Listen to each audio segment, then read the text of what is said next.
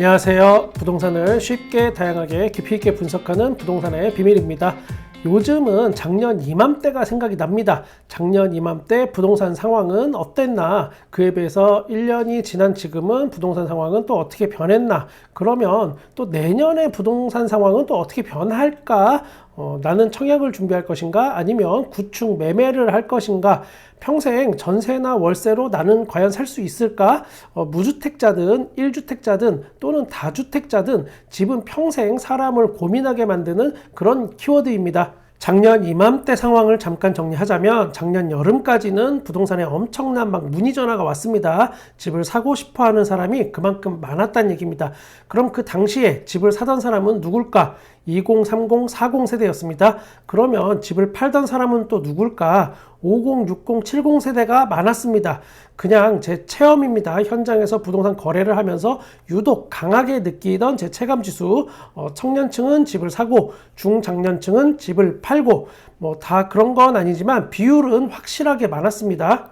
그러다가 작년 가을부터는 집을 사겠다는 문의가 좀 많이 줄었습니다. 그래도 간간히 거래는 됐었습니다. 작년 겨울 이맘때부터 집을 사겠다는 문의가 뚝 끊겼습니다. 그 현상이 지금까지 1년 동안 이어져 오면서 지금은 점점 더 심해지고 있습니다. 물론 2022년에 잠깐 반짝하던 때가 있었습니다. 그때가 언제냐? 바로 대선 직전 직후였습니다. 대통령 선거가 있었던 때에 전후로 집을 사던 사람이 좀 있었습니다. 이거는 그 특수성을 좀 봐야 합니다. 대통령 선거, 대통령이 누가 되느냐에 따라서 또 집값이 오르락 내리락 할 수 있기 때문에 거기에 따른 흐름, 배팅이라고 보면 됩니다. 돌이켜 생각해 보면 이게 진짜 막차였나? 그때가 이렇게 생각이 됩니다. 그러면 작년 이맘때 많은 사람들이 이제는 정말 부동산 이제 꼭지야 라고 생각을 하고 그렇게 의심을 많이 하던 시기에도 저는 어떻게 생각했었냐, 그거에 대해서 100% 확신을 갖지는 못했었습니다. 그 이유가 있습니다. 왜냐하면 시간을 돌려서 지난 몇 년간 부동산 현장의 상황을 잠깐 말씀드려 보겠습니다.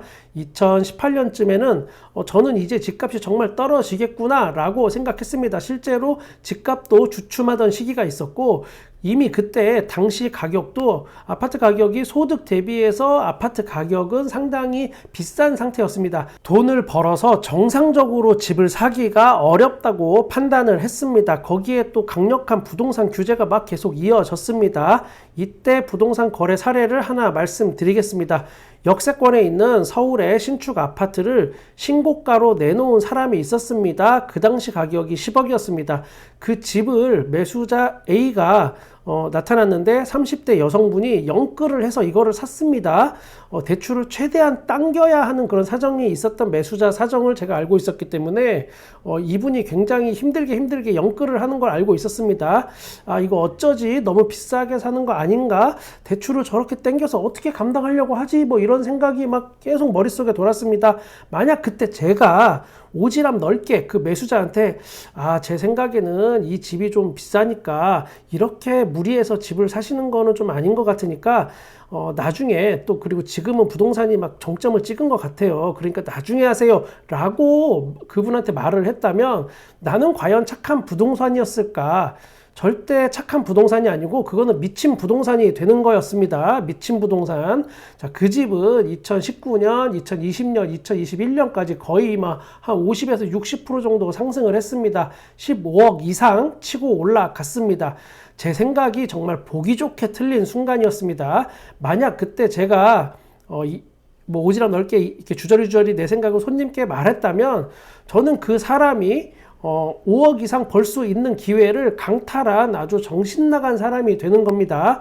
물론 그분이 그 이후에 집을 언제 또 팔았는지 아니면 아직도 보유하고 있는지까지는 제가 확인을 못했습니다. 그건 모르겠습니다. 제가 늘상 말하는 거, 아파트는 사는 것보다 파는 게 더 중요하다. 매수자 A가 아파트 정점에 집을 팔았다면 5억 원의 차익을 남겼을 테고 아직 안 팔았다면 지금은 11억에서 12억 정도 매물대가 형성돼 있으니까 아직까지 마이너스는 아닌 상황입니다. 부동산에 대해서 이러쿵저러쿵 다들 각자의 논리대로 막 이야기하는 분들이 많습니다. 부동산 상승론 그리고 하락론. 한쪽은 계속 집값 오른다 오늘이 제일 싼 거니까 빨리 사라를 몇 년째 주장하고, 한쪽은 이제 집값 곧 떨어집니다 집 사면 망합니다를 몇 년째 똑같이 주장을 합니다. 요즘은 하락론이 좀 더 잘 나가는 시대가 왔습니다. 뭐 결과는 지금 1년째 계속 하락 중이기도 하고, 또 앞으로 벌어질 분위기도 슬슬 그렇게 보이긴 합니다. 그런데 한 가지 짚고 넘어가야 하는 게 분명하게 있습니다. 몇 년 전에도 부동산 하락한다고 계속 강조했던 분들이 존재했다는 겁니다. 한참 오르던 시기에도. 여러분, 고장난 시계도 하루에 2번은 맞습니다. 가만히 있어도 2번은 무조건 맞게 돼 있습니다. 아침에 한 번, 저녁에 한 번. 누구를 제가 비난하려고 하는 이야기가 아닌 겁니다.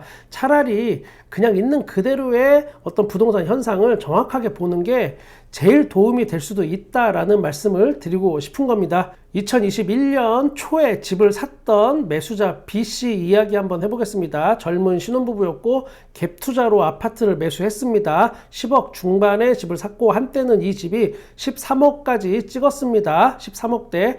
이때 전세를 6억에 맞췄습니다. 이제는 평균 호가가 이 집이 한 10억 정도가 됐습니다. 지금 현재 기준으로 보면 큰 손해는 아닌 것 같지만, 문제는 지금 이 문제가 아니고 앞으로 계속 하락할 것 같은 그런 분위기가 문제인 겁니다. 하루하루를 불안하게 살아가던 그 즈음에 세입자한테서 전화를 한 통 이 집주인이 받습니다. B씨가 전세 가격을 낮춰서, 그러니까 보증금 일부를 돌려주고 재계약을 해서 그냥 사느냐, 아니면 낮아진 전세금으로 새로 세입자를 구해서 세입자를 새로 맞추느냐, 더 낮게, 6억보다 낮게, 이런 기로에 서 있게 된 겁니다. 요즘 전세 가격이 전체적으로 다 하락 중입니다. 이것도 전세 가격 하락도 굉장히 급락하고 있는 그런 분위기입니다. 스물스물이 아니고 푹푹 떨어지고 있습니다. 2년 전과는 비교도 안 될 그런 전세 가격의 상황입니다. 높은 전세 가격이 마치 영원할 것 같았지만 세상에 영원한 것은 없다는 걸 다시 한번 생각하게 됩니다. 세입자와 금액에 대한 조율이 결국은 잘 안 돼서 새로 전세를 맞추기로 B씨가 결정했습니다. 저야 이 집을 또 중개하면 되니까 일거리가 새로 생겨서 뭐 좋긴 하지만, 집주인이 원하는 돈 5억 3천만 원, 그러니까 7천만 원만 돌려주겠다. 자, 세입자가 원하는 돈 5억, 그러니까 1억을 돌려달라. 이 사이에서 협상이 안 됐습니다. 결국은 집주인은 당장 1억이라는 현금이 있어야지 이게 해결이 가능한데, 이게 정말 말처럼 쉬운 건 아닙니다. 요즘은 집주인이 그냥 무조건 세입자한테 지는 게, 져주는 게 이익인 시대입니다. 더 놀라운 사실은 이 집을 협상이 결렬되고 나서 5억이 아니고 4억 8천만 원에 다시 내놨다는 겁니다.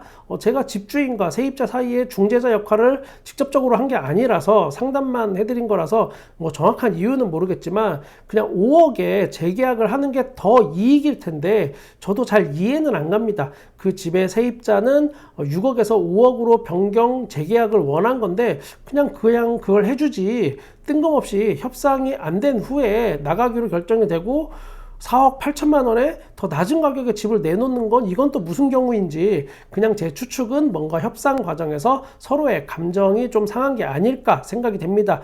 이런 경우가 결코 특수한 아주 일부의 상황이 아닙니다.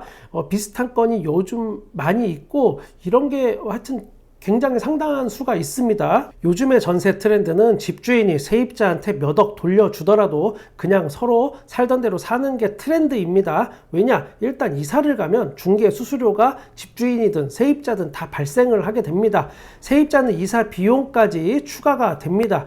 집주인 입장에서는 요즘 전세가 안 나간다는 거를 이미 부동산 상담을 통해서 잘 알고 있기 때문에, 자칫 잘못하다가 만기일에 새로운 전세를 못 맞추게 된다면 정말 큰일 나기 때문에 굉장한 스트레스를 받을 수밖에 없습니다. 그러니까 요즘은 서로 윈윈 하는 방법을 택하는 게 트렌드이지만, 종종 이런 결과가 최악의 수가 나오기도 합니다. 그러면 요즘에 특히 이런 역전세가 잘 발생하는 이유가 뭐고 이런 분쟁이 왜 자꾸 생겨날까? 이거는 시대적인 배경이 있습니다. 그 이유는 임대차 3법이 2020년 7월에 시행이 됐습니다. 이게 시행되자마자 전세 가격을 4년에 한 번씩밖에 못 올린다고 생각한 집주인들이 전세가를 기존보다 한 50%씩은 더 높여서 팍팍 전세를 높여서 놓기 시작했습니다. 그 전세 만기가 이제 슬슬 돌아오기 시작하는 겁니다. 이제 시작인 겁니다. 앞으로 1, 2년 동안은 이게 계속 이어질 수 있는 그런 상황입니다. 그러니까 계속 갭 투자를 했던 분들은 코너로 계속 몰릴 수밖에 없습니다. 집값은 계속 떨어져서 울고 싶은데 역전세로 돌려줘야 하는 전세금이 생겨나니까 이건 뭐 뺨까지 맞는 중입니다. 당장 1, 2억이 내 통장에 있으면 그래도 좀 상관없지만 그렇지 않다면 만약 영끌해서 갭 투자를 한 거라면 이거는 여유 자금이 없다는 이야기가 되는 겁니다. 그러면 돈을 또 어디선가 융통을 해야 되는데 거기서 발생되는 기회비용이라는 게 이 이자라는 게 만만치 않습니다. 요즘은 은행에 정기 예금 넣어두면 5%씩 이자를 받을 수 있는데 역으로 이자를 또 내가 내야 한다는 거는 가랑비에 옷 젖듯이 나중에는 나도 모르게 내가 가난해져 있는 겁니다. 첫 번째 집값이 떨어져서 한 방, 두 번째 목돈 돌려줘야 해서 또 한 방, 세 번째 추가로 자금을 융통하기 위한 기회비용 이자 발생 또 한 방, 다 여기에서 오는 스트레스는 서비스고 이렇게 3콤보로 얻어맞다 보니까 정신을 못 차리는 지경이 돼버렸습니다.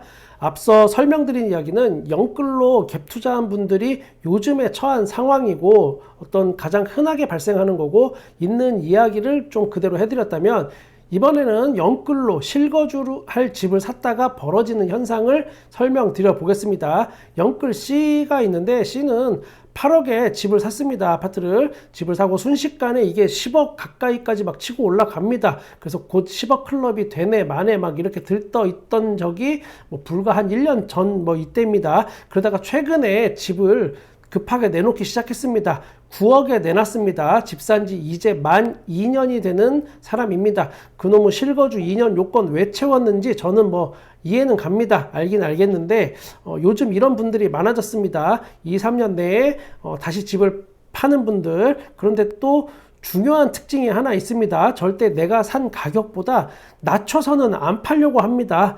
절대 손해는 못 본다. 손해보는 그런 바보 소리는 주변에서 듣기 싫다라는 게 정말 강합니다. 그리고 C는 옆 동네 또 그 옆 동네 옆 동네까지 온 동네 부동산에 자기 집을 다 내놓습니다. 그래서 이 집을 매물로 가진 부동산이 수십 개, 몇십 개가 됩니다. 부동산에서 쓰는 용어로 이런 집은 동네 물건이라고 합니다. 이 동네 물건이 되면 과연 집이 잘 팔릴까? 꼭 그렇지는 않습니다. 물론 경우에 따라서 다 다르겠지만 동네 물건은 부동산들이 열심히 이걸 하려고 들지 않습니다. 지나치게 경쟁률이 높으면 거기에 에너지를 쓰지 않겠습니까? 그 내 에너지인 돈과 시간, 발품을 들여서 부동산을 중개해서 먹고 살려고 하는데 경쟁력이 있는 것에 집중을 하지 확률이 떨어지는 것에는 사실 큰 관심이 없습니다. 그냥 구색 맞추기 정도로 들고만 있는 겁니다. 이 매물을. 자, 이런 집은 급매를 찾는 사람한테 추천을 해주기도 사실 애매합니다. 왜냐하면 나만 가진 어떤 귀한 매물 뭐 이런 거면 모르겠는데 그것도 아니고 온 동네 부동산이 다 가지고 있는 거면 이거 뭐 특별한 것도 아닌데 이걸 나한테 왜 추천했지? 이렇게 할 수도 있고 이거 무슨 문제 있는 거 아닌가? 왜 온 동네가 다 갖고 있는데 집에 안 나가지? 이렇게 생각해서 흥미가 떨어지기 때문에 더더욱이 이거는 좀 거래하기가 어려워집니다. 집을 살 때도 그리고 또 집을 팔 때도 어떤 상황에 맞는 전략이라는 게 아주 쬐끔은 정말 필요한데 요즘은 그냥 전화 한 통으로 여기저기 돌리면 모든 게 다 해결 가능하다고 믿는 분들이 꽤 많이 계신 것 같습니다. 이런 어떤 쬐끔의 전략 같은 거는 제가 중간중간 계속 영상에서 알려드리도록 하겠습니다. 부동산 상승론, 하락론 뭐 이런 것도 중요하지만 그것보다 지금의 실제 상황을 잘 이해하고 있는 게 더 도움이 된다고 저는 생각합니다. 여러분이 부동산 뉴스에서 보는 내용들은 이미 몇 달 전 내용일 확률이 굉장히 높습니다. 왜냐하면 어떤 기사화되기 위해서는 어떤 현상이 있고 데이터가 필요하고 그 데이터가 실체화돼서 발표가 돼야 되는데 이게 몇 달 걸립니다. 그걸 가지고 뉴스화 시키는 거기 때문에 부동산 현장의 어떤 직접적인 반응이라기보다는 조금은 철진한 이야기일 확률이 굉장히 높습니다. 저는 여러분의 부동산에 끝까지 함께 하겠습니다. 구독과 좋아요, 알람까지 감사합니다. 부동산의 비밀이었습니다.